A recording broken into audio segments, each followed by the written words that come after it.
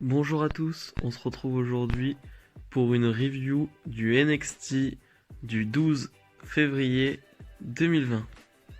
On ouvre le show avec Roderick Strong qui est donc assez énervé par rapport à l'attaque de Velveteen Dream de la semaine dernière et donc qui va arriver sur le ring et qui va un peu appeler Velveteen Dream, mais c'est Bronson Reed qui va arriver. Bronson Reed qui avait été attaqué par une Undisputed Era dans les backstage la semaine dernière il me semble. Et du coup, ça va nous donner lieu à un match, un excellent match d'ailleurs.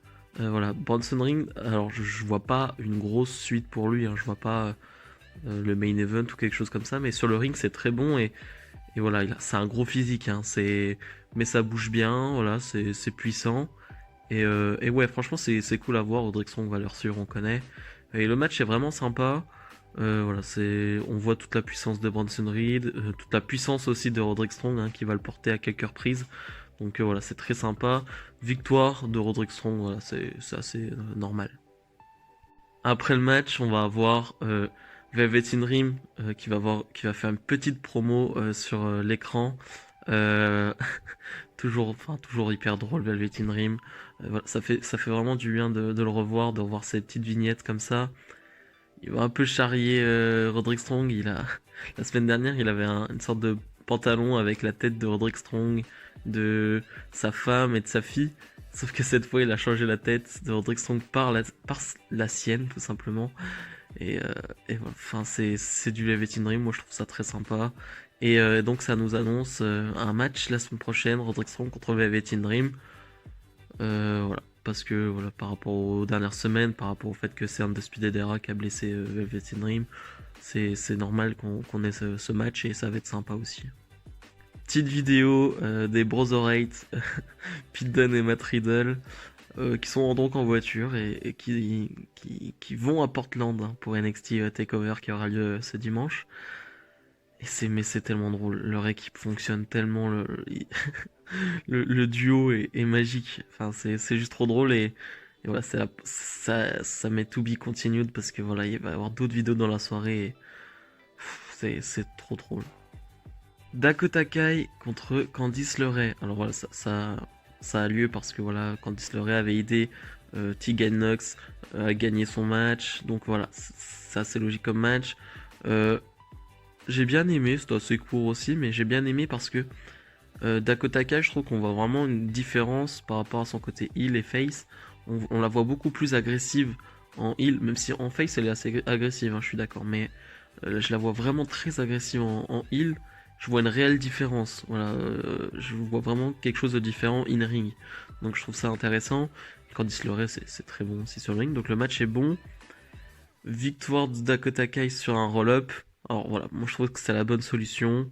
Voilà, pas faire perdre Candice LeRae, même si voilà, ils en font pas grand chose de Candice LeRae pour le moment, mais ça a quand même un bon potentiel de gros babyface Candice LeRae, donc faut pas trop non plus la rabaisser, on sait jamais.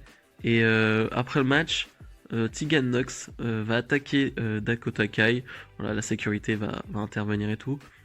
J'ai un Il y a le match ce week-end entre les deux, voilà, mais euh, Tegan Nox, je la trouve pas hyper convaincante depuis qu'elle est revenue. Alors, on va voir sur le match de ce week-end. Voilà, pour moi, ça va être vraiment une clé. Ça va vraiment être une réponse à mes questions parce que voilà, je la trouve pas hyper convaincante et j'avais vraiment vu des belles choses avant sa blessure et là, du coup, je suis un peu déçu, mais voilà, je vais quand même attendre ce week-end.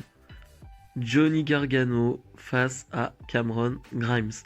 Alors ce match sort un peu de nulle part, mais disons que quand tu vois les deux noms, bah tu sais que tu vas avoir un gros match et voilà, il y a eu un gros match. Très honnêtement, il y a eu vraiment des gros matchs dans ce NXT, pas des top matchs, mais des bons matchs. Et voilà, ça en fait partie. Après, il n'y a pas grand chose à dire, hein. Johnny Gargano, voilà, peut-être l'un des meilleurs catcheurs de la planète et Cameron Grimes qui est vraiment étonnant. Je veux dire, c'est très innovant ce qu'il fait. Après, voilà, je ne suis pas énormément de catch dans le monde, mais disons que ce qu'il fait, on voit très rarement quand même à la WWE, voire jamais. Donc voilà, ça nous donne un bon petit match, très rythmé, euh, vraiment bon. Et voilà, victoire finale de Johnny Gargano sur un superbe enchaînement. Et ouais, c'était top. Ça nous prépare un petit Johnny Gargano contre Finn Balor ce week-end que j'attends impatiemment. Nouvelle vidéo de Pete Dunne et Riddle qui cette fois-ci vont essayer d'aller à Portland mais en bateau. Mais bon, c'est plutôt un pédalo. Mais et voilà, c'est trop drôle. Pete Dunne et ses réactions, ses têtes à chaque fois que Matt Riddle parle, ça me tue. C'est un meilleur duo. Angel Garza face à Lio Rush. Match pour être aspirant numéro 1 au titre Cruiserweight de Jordan Devlin. Alors, on a eu, je crois, 3-4 matchs entre les deux. Et celui-là est vraiment bon, mais il est pas dans le même style que les autres, disons. Euh, je trouve qu'il n'y a aucun rapport entre ce match et les autres. Et je le trouve bon, hein, il est vraiment très bon. Mais je pourrais même pas le comparer aux autres parce que je suis pas sûr qu'il y ait vraiment des mêmes séquences de ce match qu'il y a eu dans les autres matchs. Donc voilà, je trouve ça cool qu'ils innovent, voilà, qu'on ne voit pas les mêmes choses. Surtout Angel Garza qui fait vraiment des trucs vraiment fous et Lio Rush qui est très très solide, hein, vraiment très très solide Lio Rush. Voilà, ça nous donne un bon match, très rapide, très fluide. Au final, Lio Rush va gagner sur un roll-up.